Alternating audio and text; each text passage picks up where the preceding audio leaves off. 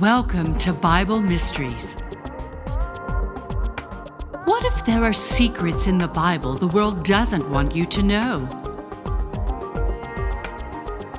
You're listening to episode 159, The Millennial Reign of Christ, Peace.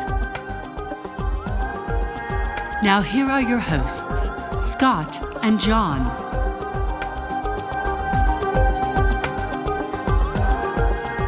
Hello and welcome once again to Bible Mysteries Podcast. I'm Scott Mitchell. I'm John Potts, and this is the show that talks about things in the Bible the world doesn't want you to know. Right, and we're going to continue our discussion about the millennial reign of Christ. We're actually going to conclude our series, John. Okay. But you know, we were just talking before we started recording about dreams. Mm-hmm. And I wonder if I shouldn't ask this question. So we've both shared recent dreams we've had that were spiritual attacks. Yeah. And I know others that I've spoken to recently that are fairly close to me that have shared similar dreams of spiritual attacks. We've done an entire episode, 2, on visions and dreams. Yeah. And we did a Sunday morning message on Unlock the Bible Now about visions and dreams. So we conclude and we surmise that we're close. If you're not in the last days, we're close to it, close to the rapture. And it would be the fulfillment of the promise in Joel 2 and Acts 3, or Acts 2 rather, about God pouring out His Spirit and we'll be dreaming dreams and seeing visions. And we did that whole series about the Lord speaking to prophets through dreams and visions. Yeah. And we understood, except for Moses, we understood that. So it would just make sense that the devil would try to use the same tactic and his entities. Mm-hmm. When we talk about people that astrally project or practice remote viewing or transcendental meditation, they're trying to access the dream state of the spiritual realm. Sure. So I think that these attacks are increasing through our dreams because the devil's trying to hinder from whatever. So I'm wondering if some of our listeners out there are experiencing something similar, and maybe you could write us or let us know. Yeah. We're not asking you to send us your dreams so that, because I can't interpret a dream. So don't think that by any stretch of the imagination I'm suggesting you write me so I can tell you what your dreams mean. I don't know what my dreams mean. Because you'll probably screw it up, right? Oh, I'm certain. I'm certain I would get it wrong. But what I'm thinking is if you've been having, and especially if it's a situation where you not normally remember dreams. That's my case. I never remember dreams. I don't ever have it, but these have been very vivid, very memorable dreams. So if there are those out there listening that are having a similar experience recently or suddenly or fairly recently, let us know about it. If you want to share the details of a dream that's not too bizarre or whatever, that's fine with me. But I'd also be interested in knowing if any of you have been having dreams where you feel like the Lord was trying to show you. So the question is there an uptick in dream activity? Frequency, right. Vividness, lucidity maybe. Mm-hmm. Although that's I want to be careful with that because I don't want to step into a realm that's not good. Yeah. But we'd just be interested to hear from you if you've got something like that going on. It's not that we're fishing for content for the show. We're just trying to justify. More out of curiosity because it happened to you. Yeah. It happened to me. Yeah. And we just had a conversation over a meal about it, and I'm going, what was this dream about, right? So is it happening to other people? I think so, yeah. Well, we'll test that hypothesis. Yeah. And we'll see if there's some evidence for that. We're very happy to hear from you if you want to write us.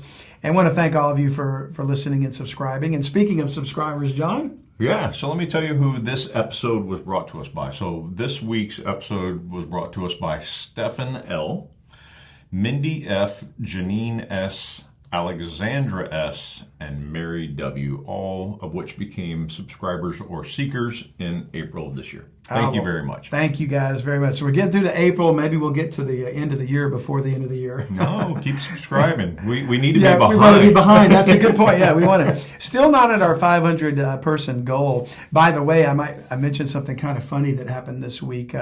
Normally we see subscribers trickle in here and there, and we're grateful for that. But there was a day this past week when we had 29 subscribers come in within hours, and it was like, holy cow, what is going on? Did this thing go viral somehow? One of our videos, one of our interviews, I was shocked. And then come to find out our podcast hosting platform for the premium subscription, Supercast, wrote us to say, no, these weren't real subscribers. It was a bot testing out some stolen credit cards or something, and they were just running them through to see if the free trial would, ping them as a valid credit card. Yeah. So I think that day when we had 29, only 2 of those were real subscribers. Hey, well, thank you to those 2. So thank you to those 2. But I just find it funny that spiritual attacks like this seem to be coming. Oh, that was a real digital attack. But I think it's another way that proves that whatever the content we're getting out there is ticking off the enemy. So that makes me happy. So maybe that's why dreams are increasing too. I think so. There's something to that. And by the way, if you're going to write us and tell us something about dreams that you've noticed a frequency, think about and pray about whether or not you can tie that into an increase in you serving the Lord in some way that's exposing the satanic global elite's agenda. And maybe these attacks began to increase, consecutively. I think the question is why, if you're being attacked in your dream, why, right? Yeah. It's something that you're doing in your life, right? Obviously, you're out here preaching the message. I'm just like the Ed McMahon guy on the couch, but I'm getting attacked, right? But if listeners are out there and they're being attacked, why is the enemy going after them? What does he want to stop you from doing? Yeah, there's something to that. So don't let that thwart your efforts, right? Absolutely. Yeah, stay the course and rebuke these entities in the name of the Lord Jesus Christ if they do attack you in your dreams. And obviously know that they have no permission to be here. We have authority over them through the blood of Jesus Christ.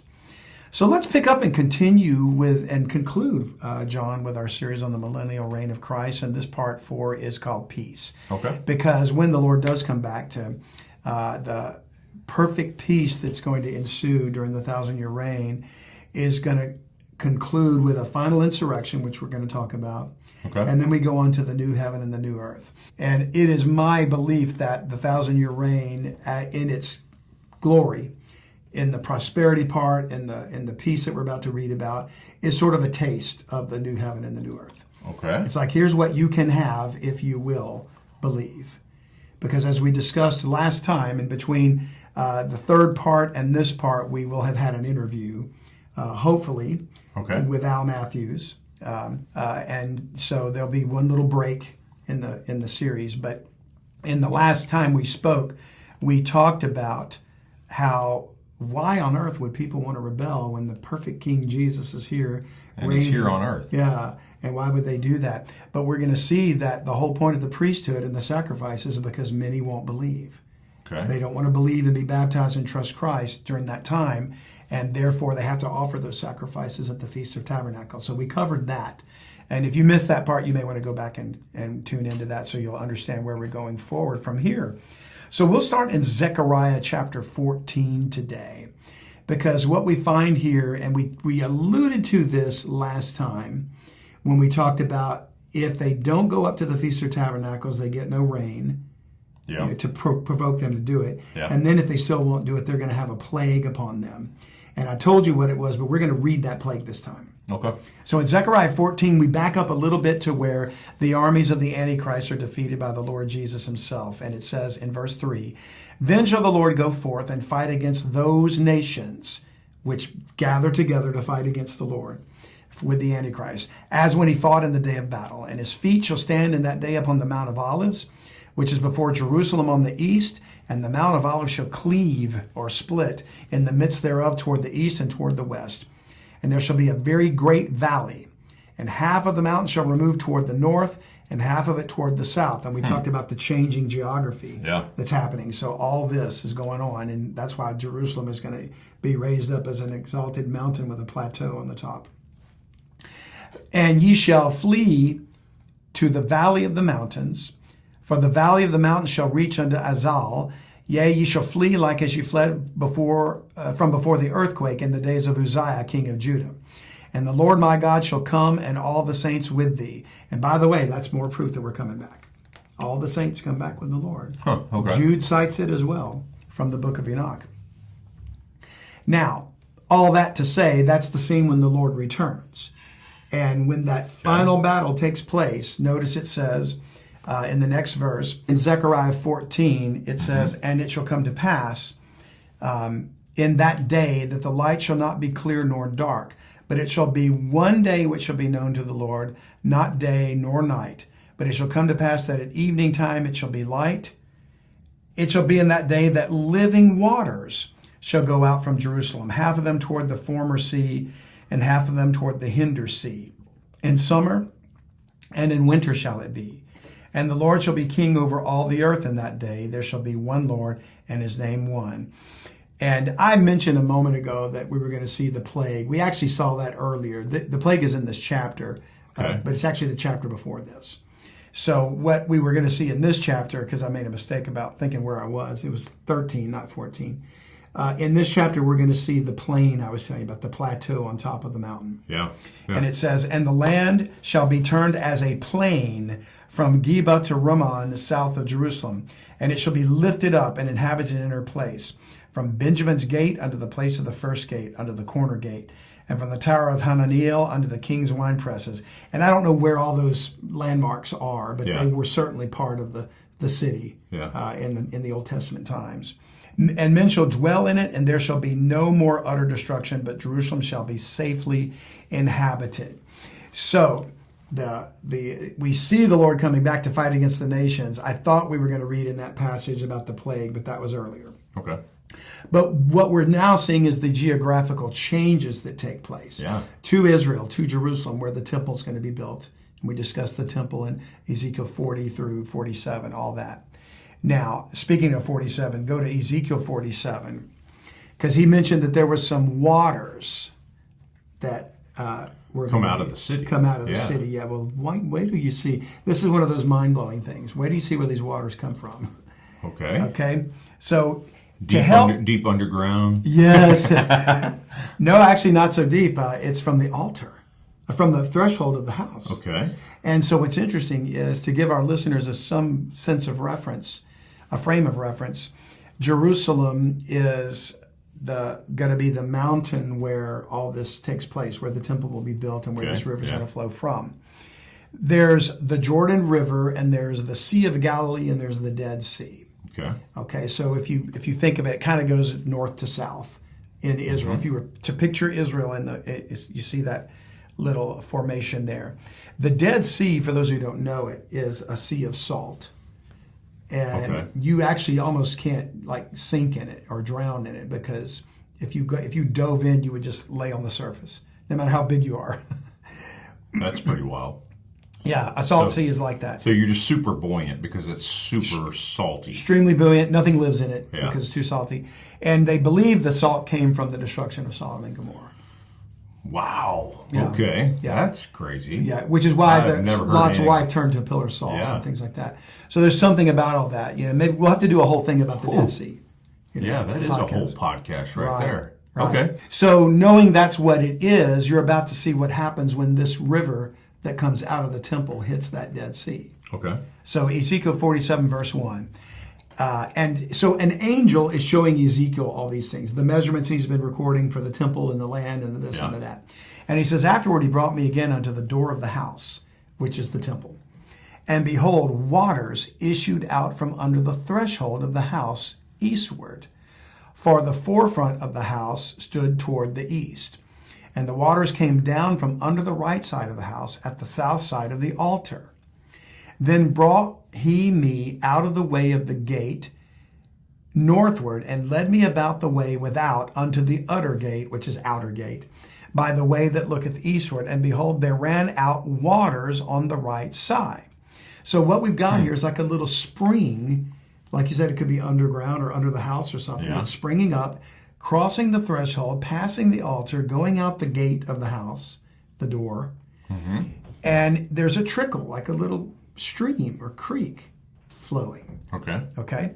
And then it says, and when the man that had the line in his hand, a line is for measuring, went forth eastward, he measured 1,000 cubits, and he brought me through the waters. The waters were to the ankles. So as this river flows, or this water flows, I should say, and he's 1,000 cubits away, which for practical purposes is about 2,000 feet. Maybe longer. It's now deep enough to where it's up to Ezekiel's ankles. Okay. Watch, he goes further. Again, He measured 1,000, another 1,000, and brought me through the waters. The waters were to the knees. Again, he measured 1,000 and brought me through. The waters were to the loins, which is almost your waist. Yeah. And afterwards, he measured 1,000, and it was a river that I could not pass over. For the waters were risen, waters to swim in, a river that could not be passed over, meaning you can't just walk across and wade through. Yeah. You have to either swim it or get a boat. And he said unto me, Son of man, hast thou seen this? Obviously, yes. Then he brought me and caused me to return to the brink of the river. And you would say, today we would call that the bank. Yeah. The bank of the river. Makes sense. The bank of the river. Now, when I had returned, behold, at the bank of the river were very many trees on the one side and on the other. Then said he unto me, These waters issue out toward the east country, and go down into the desert, and go into the sea. Now, which sea? We could be talking Mediterranean Sea, talking Sea of Galilee, or the Dead Sea. Well, watch. Brought me unto the sea, which being brought forth into the sea, the waters shall be healed. And it shall come to pass that everything that liveth, which moveth whithersoever the river shall come, shall live. And there shall be a very great multitude of fish, because these waters shall come thither. For they that be healed, or for they shall be healed, and everything shall live whither the river cometh. And it shall come to pass that the fishers shall stand upon it from En-gedi even unto Englaim. They shall be a place to spread forth nets. Their fish shall be according to their kinds, as the fish of the great sea, exceeding many. And I suspect he means by the great sea, the Mediterranean.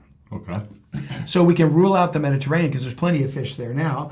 And there's plenty of fish in the Sea of Galilee because that's where the disciples worked when they were called by Jesus. They fished that sea. But there ain't any fish in the Dead Sea. So this is the Dead Sea being healed. And it's going to be healed. It's going to be healed, and there's going to be fish in it, which are going to flow to it, probably from the Sea of Galilee going down the Jordan. Okay. Which they don't do now because at a certain point it becomes so brackish they can't survive. Do you think there's some significance to that? I mean, why is the Dead Sea being healed?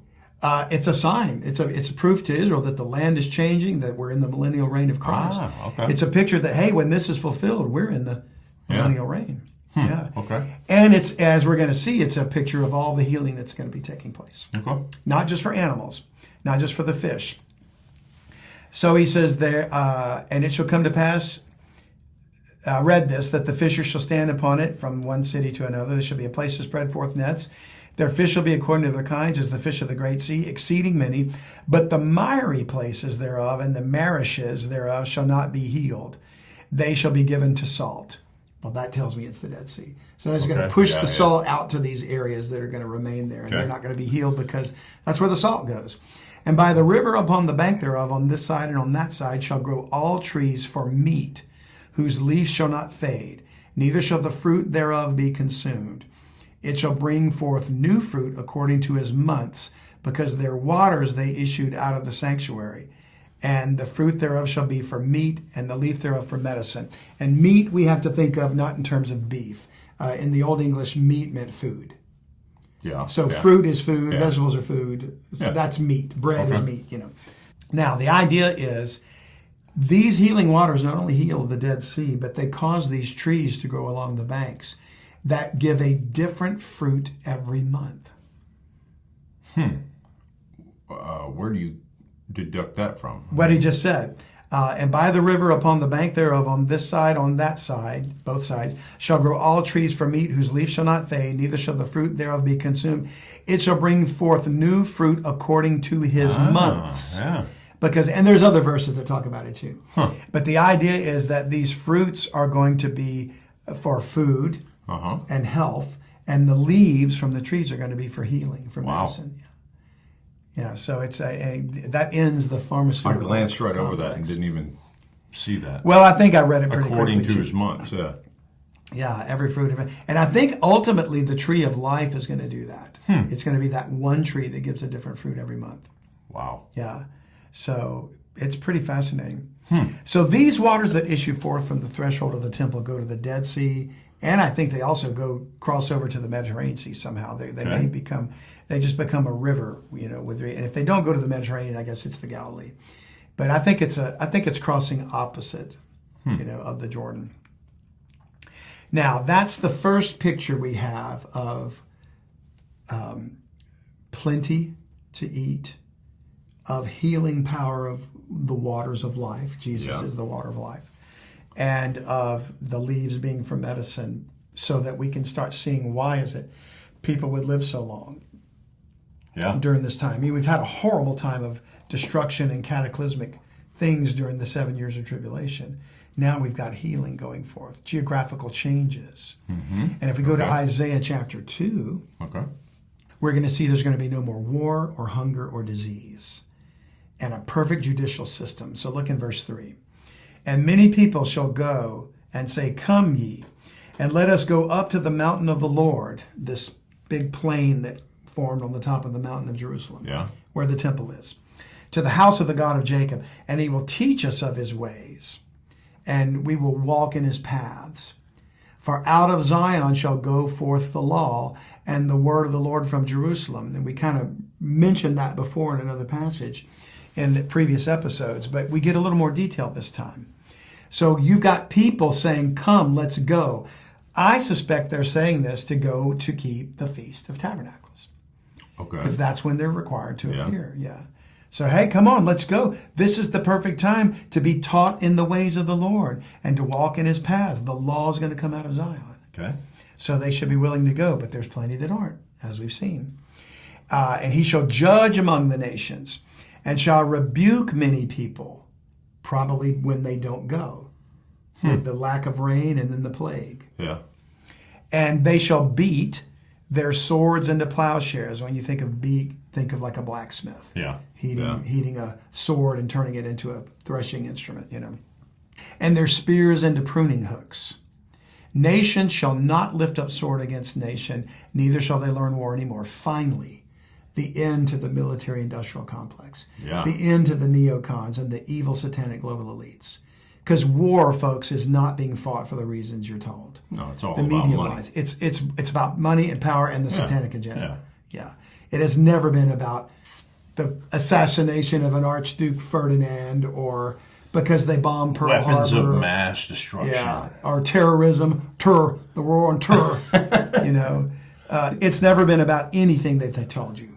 It's always been about. It's always about power and money. And it's all corrupt. And the dragon controlling his so Nephilim entities and his human proxies.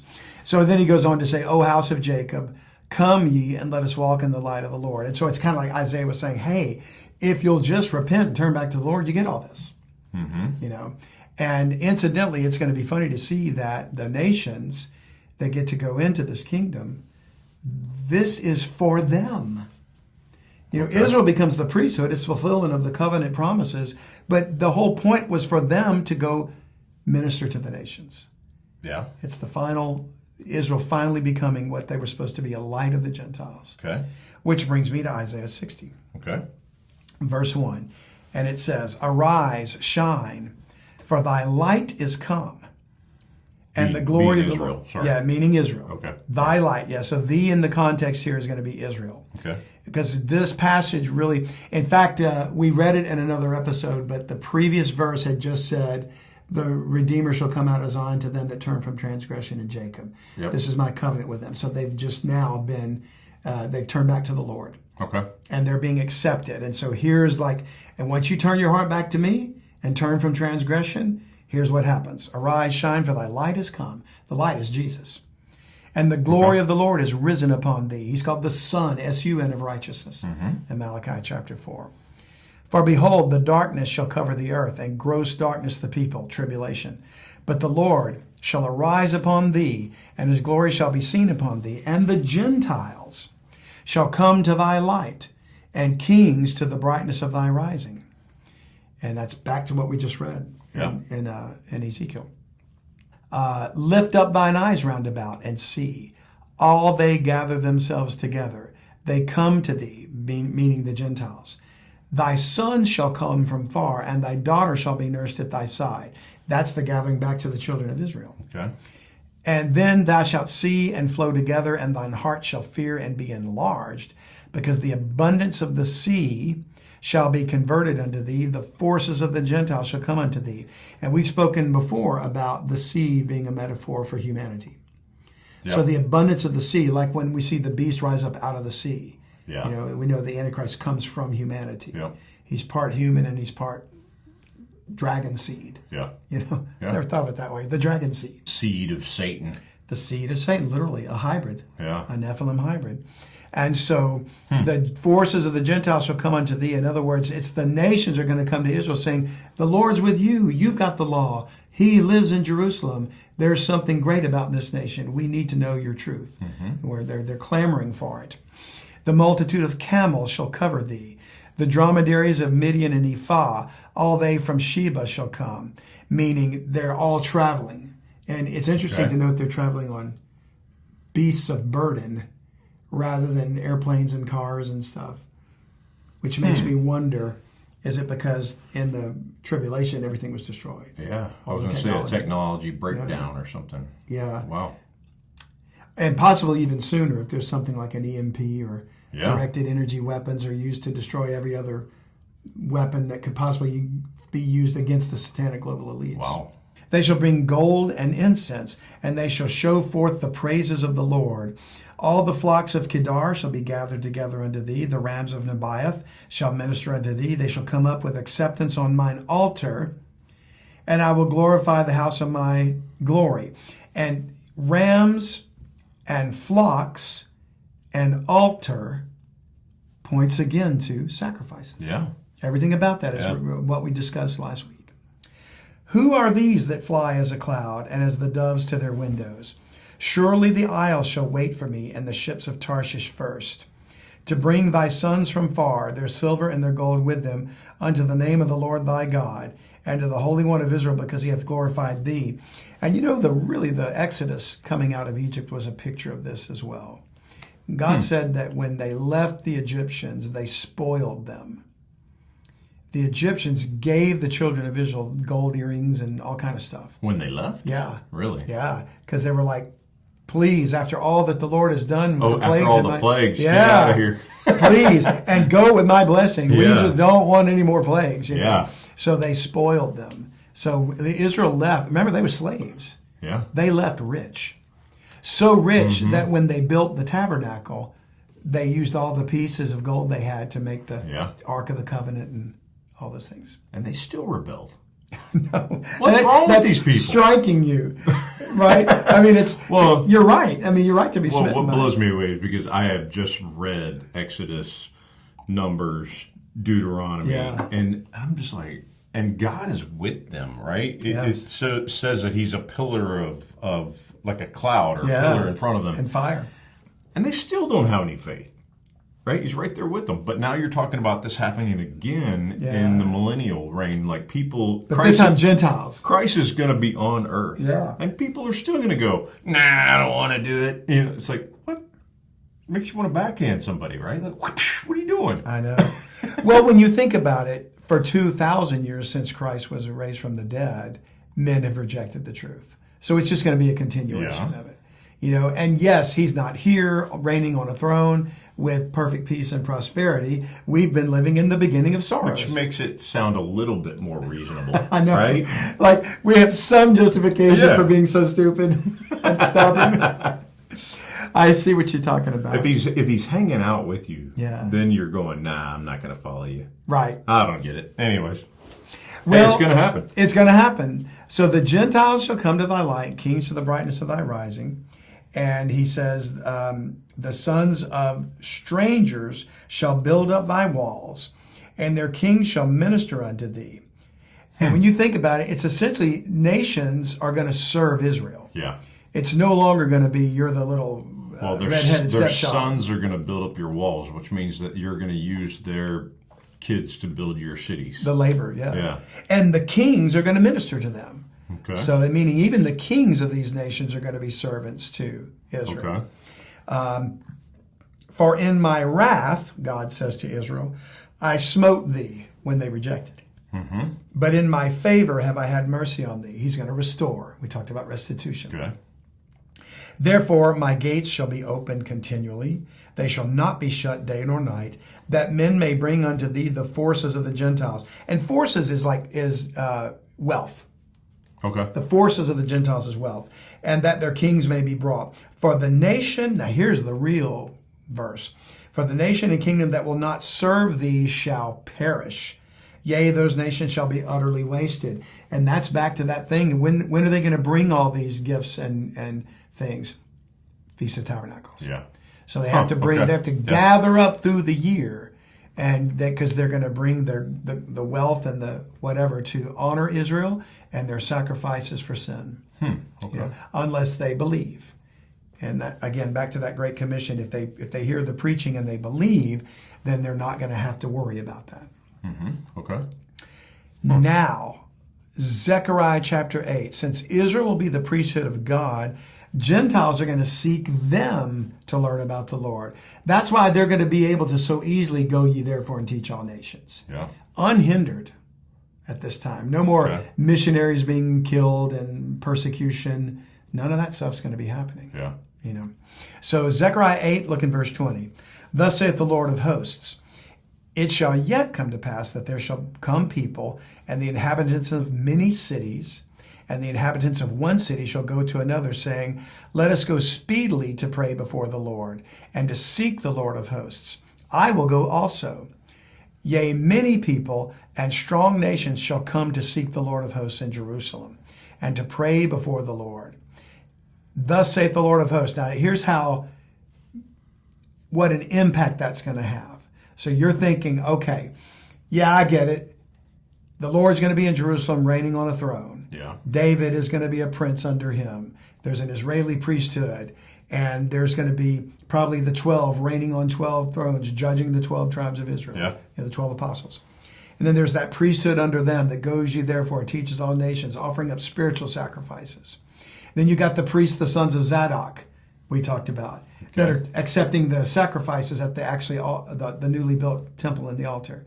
And they're accepting all the sin offerings for the people that don't want to believe. Okay. Because they have to, otherwise they'll be put to death. Right? Yeah. They don't offer sin offerings. And because then if they're not going to offer sin offering, they're not going to go. And if they don't go, they get the no rain in their country. Yeah. That's to compel the other countrymen to say, no, you need to go. Yeah. My crops are dying, or whatever. And then if they still won't go as a nation, the plague comes. Yeah. And they melt on their feet. All right? And so that's why he says that all this is taking place. Then it says, in those days it shall come to pass that 10 men shall take hold out of all languages of the nations, even shall take hold of the skirt of him that is a Jew, saying, we will go with you, for we have heard that God is with you. So I'm picturing in my mind, here's some people in a nation, and they're turning against the Lord, the nation is. People are saying, I don't want to go to the Feast of Tabernacles. I'm not going to offer any more sacrifices. I want to stay home and watch football, or I want to stay home and tend my crops, or I want to whatever, Yeah. I don't know if they're going to play football or not. And maybe the majority of the nation says, then we're not going either. And that's when they get no rain. So I can see men leaving that nation. The Jew is saying, fine then, shake the dust off my feet, and I'm leaving. I'm going back to Jerusalem. And 10 men grab a hold of his skirt and say, take us with you. Man, come on. I don't want to burn up and melt on you see what I mean? Yeah. So the idea is they're going to go because they would rather suffer and get out and trust the Lord than to end up burning up or whatever. Yeah. So rod of iron. No football on Sundays. No football. Man.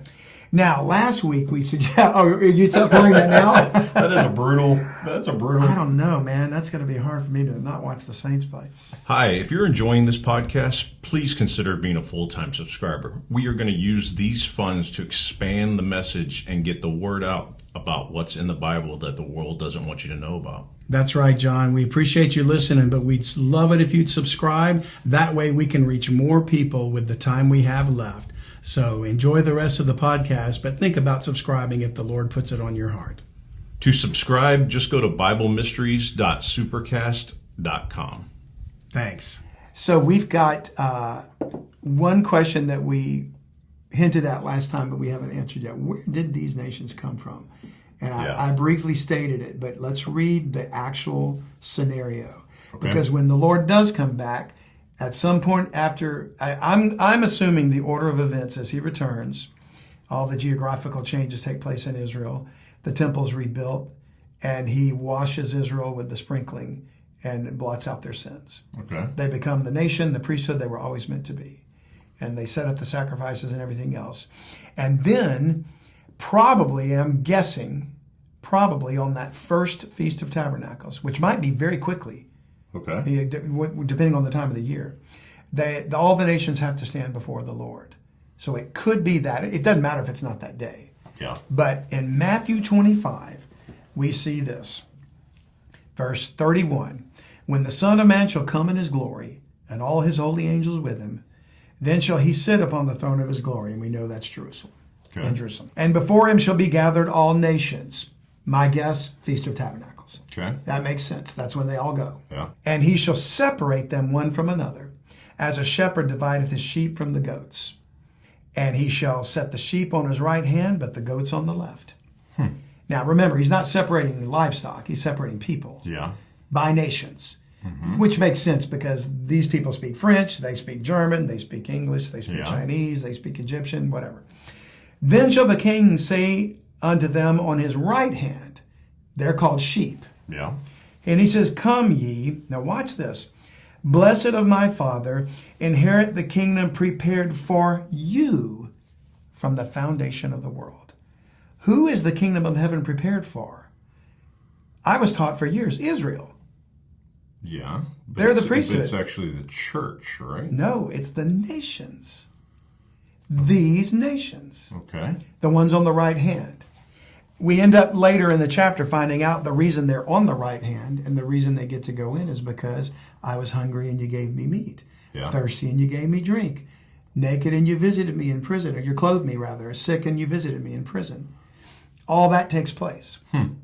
Okay. The ones on the left hand, again, these are people that didn't take the mark, Yeah. or they wouldn't be there. If they took the mark, they're destroyed in the armies of the Antichrist. Yeah. Okay?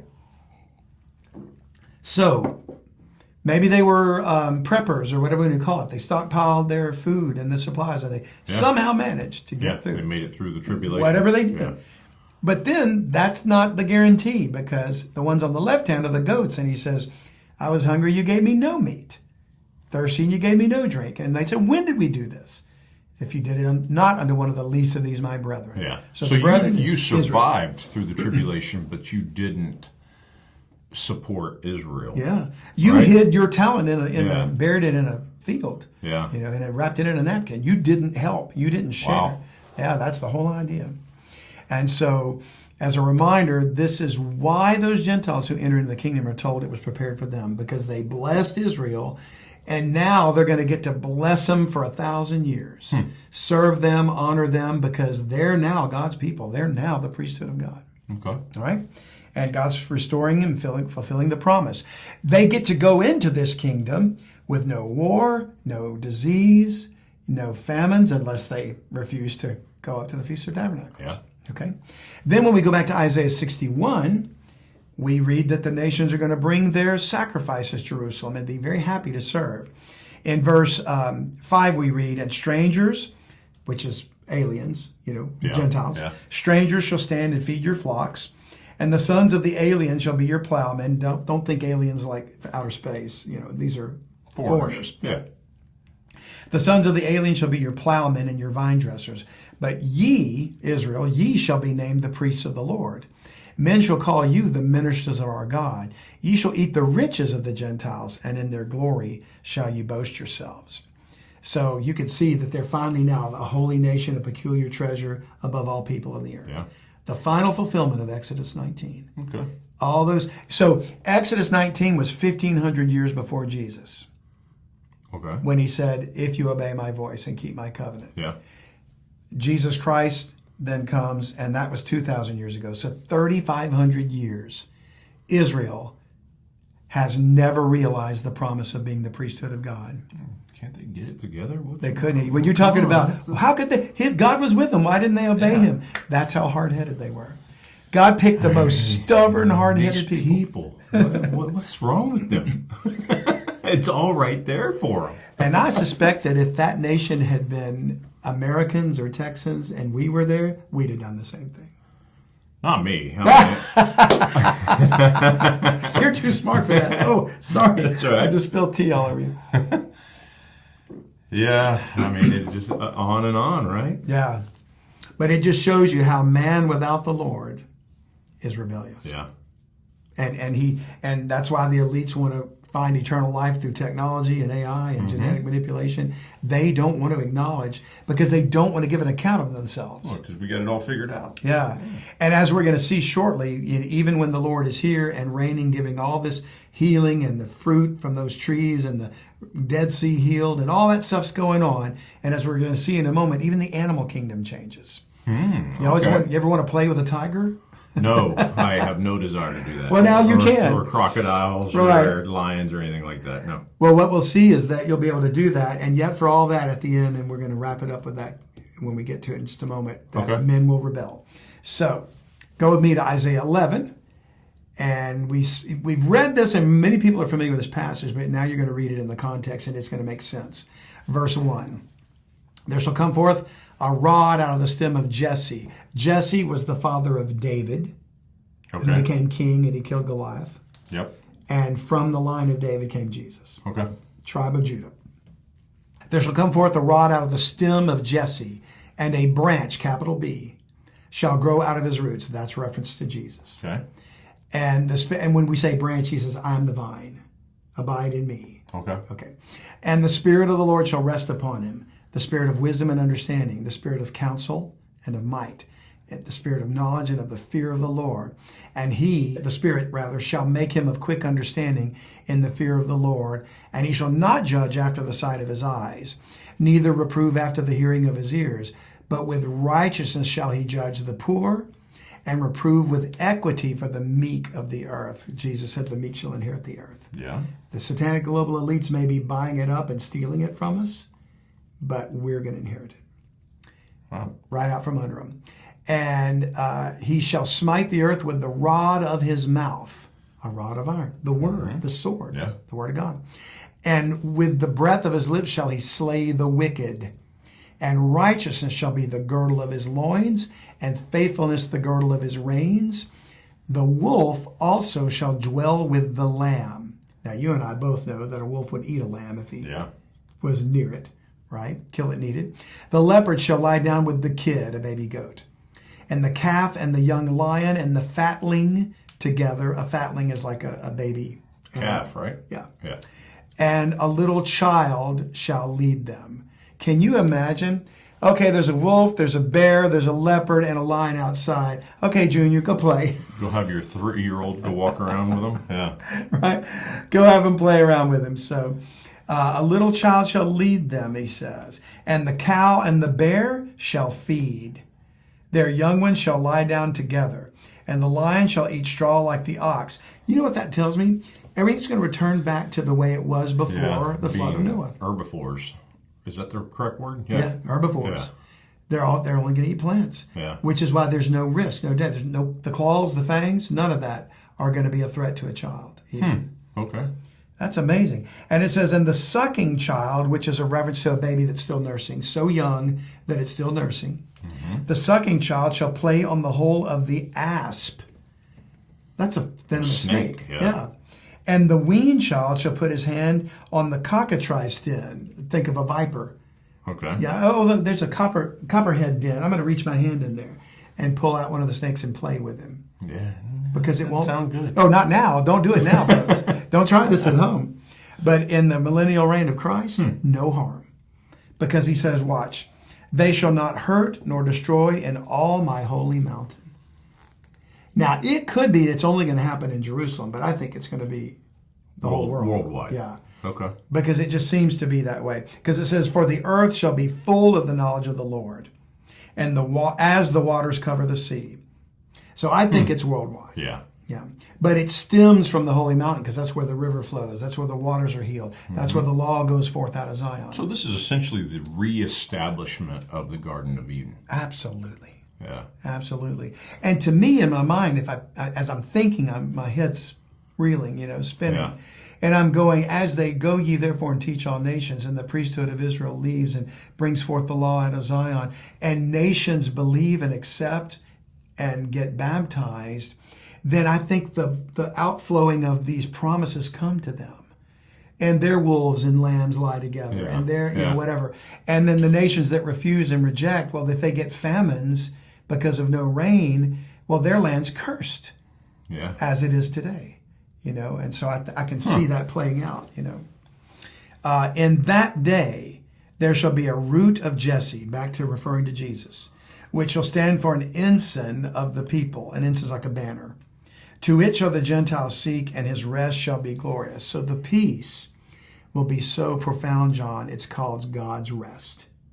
Okay. Enter you into the rest of the Lord, you know.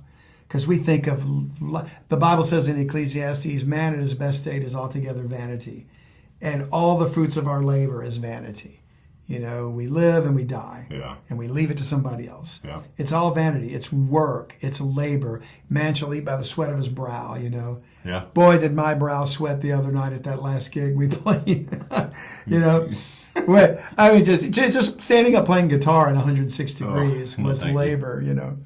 So the true Sabbath, the seventh day. What did God say to do on the seventh day? Rest. That's the rest of God. People want to argue, it's Friday, it's Saturday, it's Sunday. It is not. It's the 1,000-year reign of Christ. Okay. That's the day of the Lord. A day with the Lord is as 1,000 years. Right. 1,000 years. The day of the Lord. That's why Jesus said, I'm Lord of the Sabbath. He's the king over the 1,000-year reign. Interesting. So while everybody quibbles about, you know, Friday 6 p.m. is the beginning of a Sabbath, you're all wrong. That's the Sabbath. The day of the Lord, you know. The whole point of the seventh day being the Sabbath was for men to honor it and keep it looking forward to it. And by the way, you know what? It didn't remain the same day every week. For those of you that want to quibble. So if you're trying to make it Sunday, then it could be I don't care what day it is. It changed depending on the month, because the word month, the root of it is moon. God's calendar went by the cycles of the moon. You started the month with the new moon, and you counted till the full moon. Isn't the Jewish calendar 30 days, not 31? Like half of our months based on the moon. So that throws everything off. Well, every seventh year they had a 13th month. So it evened it out to become a solar year is 365 days, a lunar year is 360. So they get the extra 5 days with a 13th month after 7. Or after so many years, I forget, maybe it's 4 or 5. It's too much for me to keep in. I know, but it balances out. It all comes out to the same, you know, ultimately. So the point of the matter is, the month was beginning with the new moon, and then they counted that to the Sabbath. So the Sabbath would land on a different day every time. It wasn't always Friday or Saturday, if you count it properly. Now, as wonderful as all that sounds, John, all is not perfect in paradise. There will be those who don't want to receive Christ. Knuckleheads, man. Just like you said with Israel. They won't be baptized. They will rebel at the first opportunity. And believe it or not, God prophesied about this even before Jesus Christ was born in Psalm 2. And the 12 cited it as a reference to Jesus Christ when he was rejected by the nation. But its fulfillment is going to be at the end of the 1,000 years. So first we'll read the passage of prophecy, and then we'll read the fulfillment of it. Psalm 2, verse 1. Why do the heathen rage, and the people imagine a vain thing? The kings of the earth set themselves, and the rulers take counsel together against the Lord and against his anointed, saying, let us break their bands asunder. And while the 12 cited this in the book of Acts, that part about the kings of the earth set themselves and they take counsel against the Lord and against his anointed, they were just talking about Rome and the Sadducees and the Pharisees going against Jesus and crucifying him. But when we read the rest of this, you're going to see its application is beyond that too. So he says, they say, let us break their bands asunder and cast away their cords from us. Well, when did Jesus ever have any bands or cords on Rome or the council? He didn't. I don't know, He didn't. And their bands, their cords, is going to be, basically he's referring to Christ, Israel, and the Lord himself. Okay. So we're talking about when do they have bands and cords? When he's ruling with a rod of iron. Mm-hmm. Millennial reign. And he even says that in just a minute. So that's what they say. That's what the heathen say. So here's what's God's response. He that sitteth in the heavens shall laugh. Did you know God laughs? Oh, I do now. Yeah. Because he's like, it's not laughing out of like humor. It's like laughing that you would even attempt to defy me. Well, and he says, right? the Lord shall have them in derision. Yeah. So think of derision, a laugh of scorn. Yeah. He's going, look at the puny attempts at these guys. You're full. Then shall he speak unto them in his wrath and vex them in his sore displeasure. So when he does answer their reply, they're going to be sorry they ever mentioned. Yeah. Yet, he says, yet have I set my king upon my holy hill of Zion. So we're back to Christ reigning on the earth. I will declare the decree. The Lord hath said unto me, thou art my son. This day have I begotten thee.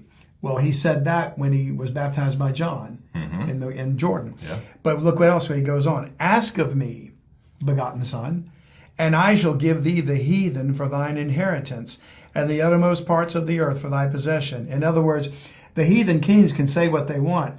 God, the Creator, gave his son the world.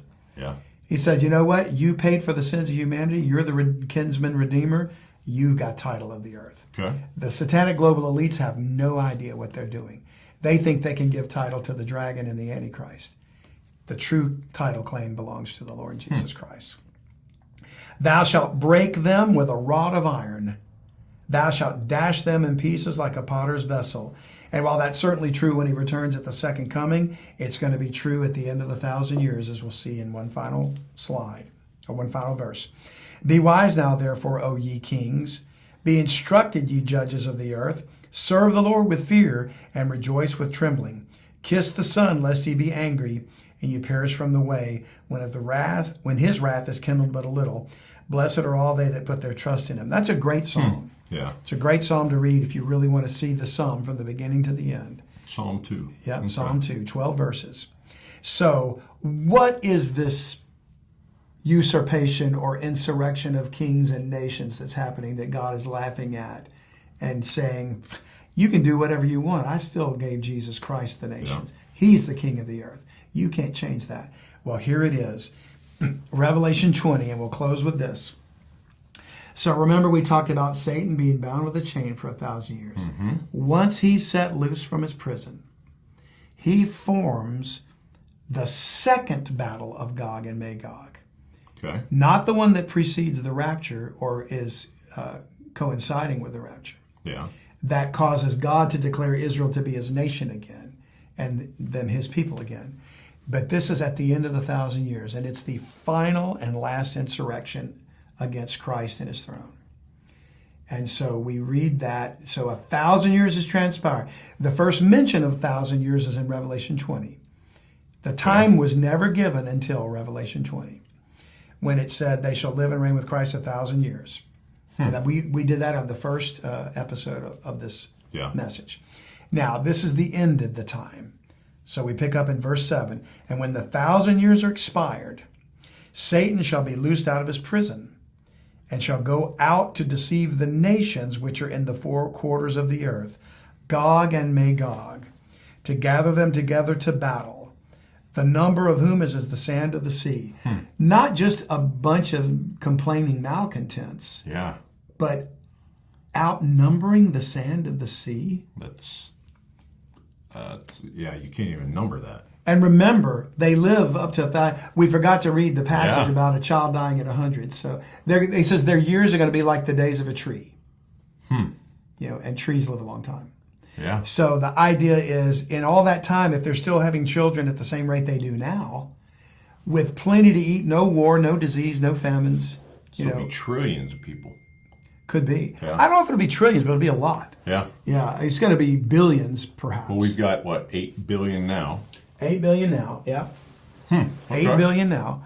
And so let's say it's another 8 billion. Yeah. Because it took 6,000 years to get to 8 billion, right? Unless you want to start from the flood. Yeah.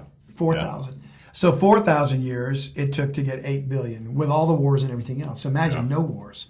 What they could do and with people 1,000. living 1,000 years. Yeah.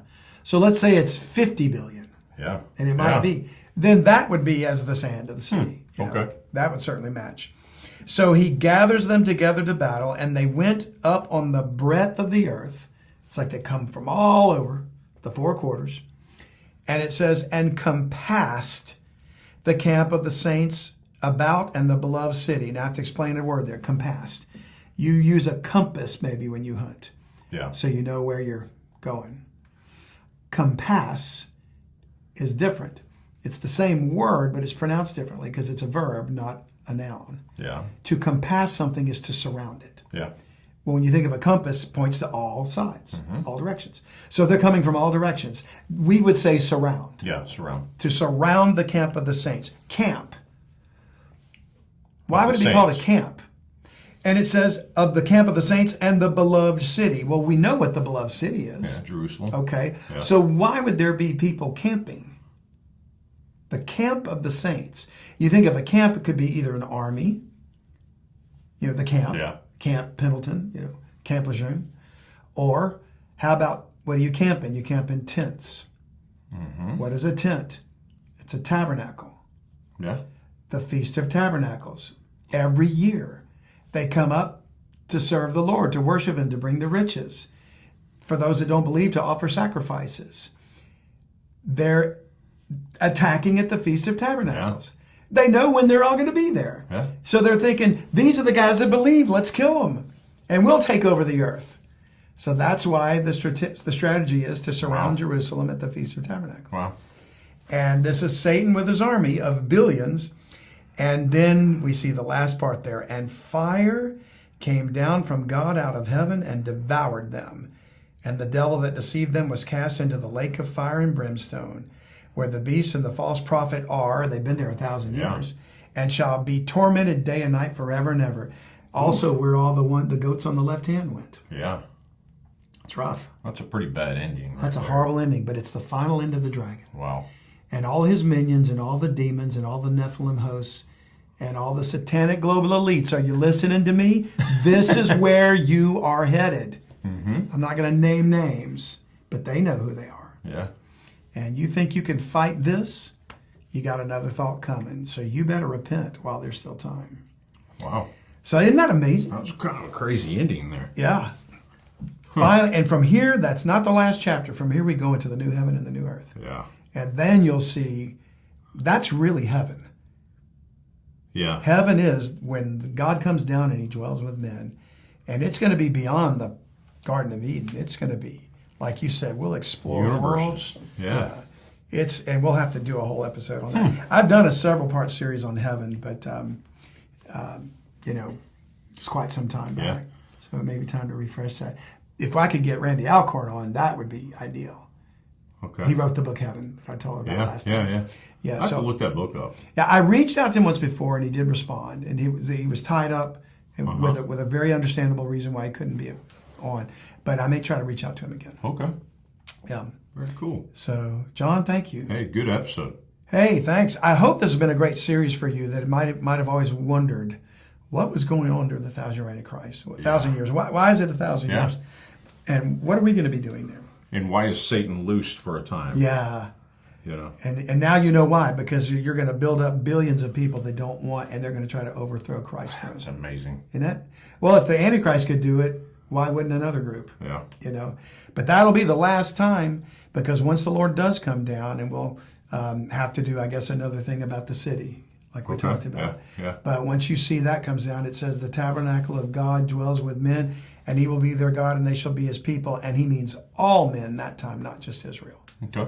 So that's the final conclusion of this earth that was created originally to be everything we'll see in the new heaven and the new earth, but it got messed up through that war in heaven that started all those many, many millennia ago. Spiritual warfare. The world that was, yeah. Keeps coming around. All because the dragon rebelled because he wanted to be God. Yeah. All right. Thanks for listening. Yeah. Thank you for tuning in again, and appreciate your support, your prayers. Hopefully, if this message was a blessing to you somehow, let us know. We'd love to hear from you. So till next time, look up, for our redemption draws nigh. If you enjoyed this video, please like, share, and subscribe to our channel. To gain access to bonus ad-free content, consider supporting us and becoming a premium podcast subscriber at BibleMysteriesPodcast.com.